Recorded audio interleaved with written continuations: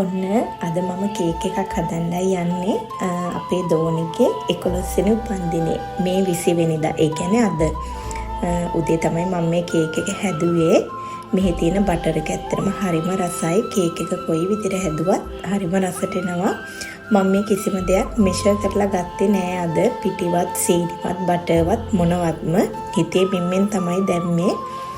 බිත්තර 4යි සීනිත් 250ක් විතර ඇති කියලා හිතාගෙන ගත්තා. පිටිත් එහෙමයි බටරුත් 250ක් විතර වගේ කියලා හිතලා ගත්තා. ඉතින් මෙහෙ ෆ්‍රෙෂ් මිල්ක් එහෙම දාලා කේක් එක හදපුවාම oven එකේ ප්‍රශ්නයක් නැත්නම් හොඳට බේක් වෙලා එනවා. මෙහි තියෙන බටර් එකකින්ද කේක් එක හරිම රසට එනවා. ඉතින් කඩින් ගන්න නැතුව ගෙදරම හදන්න හිතුවේ ඒකයි. හැබැයි මෙහි වාජන නම් මට මෙහි තිබුණේ නැහැ. මොකද මෙහි තිබුණු වාජන ඔක්කොම මම අරන් ගිහින් තිබුණේ ලංකාවට.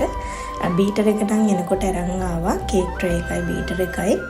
අනිත් දේවල් මෙහි තිබුණ දේවල් වලින් තමයි මෙන්න මේ විදිහට කේක් එක හදාගත්තේ. කිලෝ එකක කේක් එකක් තමයි හැදුවේ. කිලෝ එකක් විතර ඇති. මෙතන ඊටත් වැඩිද දන්නේ නැහැ. මැන්නේ නැති හින්දා. ඉතින් මේක පැය 2ක් 3ක් විතර නිවෙන්න තියලා ඔන්න මම අයිසිං කරන්න යන්නේ.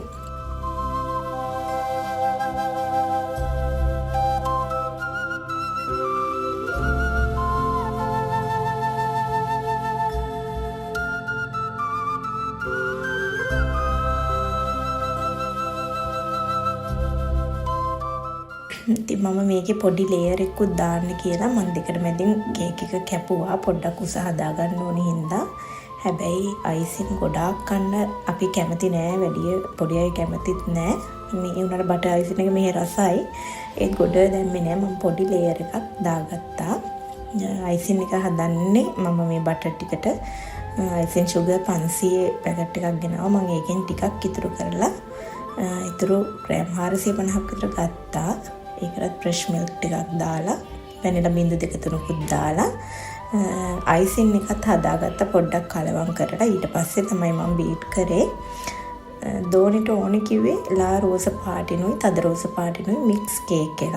ඉතින් එයා ආස විදිහට තමයි මේ හදන්නේ. බලමු කොයි විදිහට එයිද කියලා. අපි ගාව තියෙන උපකරණ ගොඩක් අඩු හින්දා එයා කියන විදිහට කරන්න පුළුවන් වෙයිද දන්නේ නැහැ.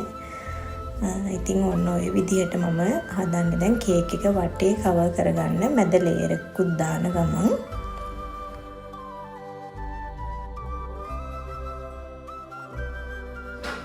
ඔයාලට තව දෙයක් මම මේකෙදි කියන්නම් කියලා හිතාගෙන හිටියා. මට ඒක මුලදී අමතක වුණා. ඇත්තටම මට බේකින් පවුඩර් ගන්න අමතක වුණා. මෙහෙදිවත් ලංකාවෙන් එනකොටවත් අරන් එන්නත් අමතක වුණා.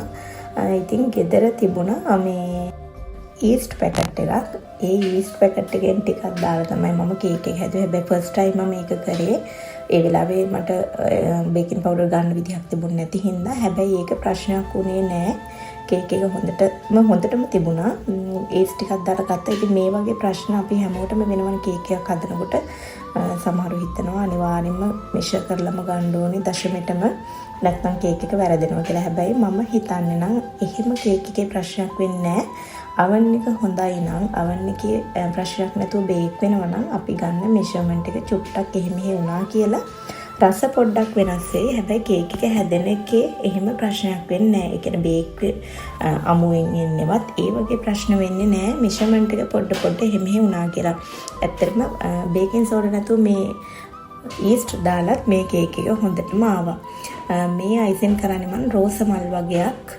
හැබැයි ඒක දාලා ඉවරුනාට පස්සේ දෝනි ඒකට කැමතුනේ නැහැ. යාගේ ඔළුවේ තිබුණේ ඒ වගේ එකක් නෙමෙයි. ඊට පස්සේ මම ආපහු මේ ටික අයින් කරා. බලන්නකෝ ඒකිනුත් මම කලර් එකක් හදාගත්තා. මේකේ කලර්ස් දෙකක් මික්ස් කරලා මම මේ දාන්නේ තද පාටයි ලා පාටයි.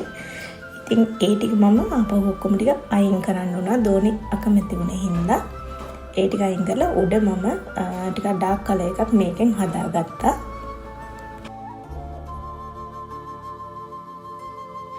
ලංකාවෙන් එනකොට මම නොසල් 2-3ක්ම අරන් ආවා. හැබැයි මෙන්න මේ නොසල් එකෙන් තමයි මම මුළු කේක් එකම අයිසින් කරේ. රට 2-3ක්ම දැම්මේ මෙන්න මේ නොසල් එකෙන්.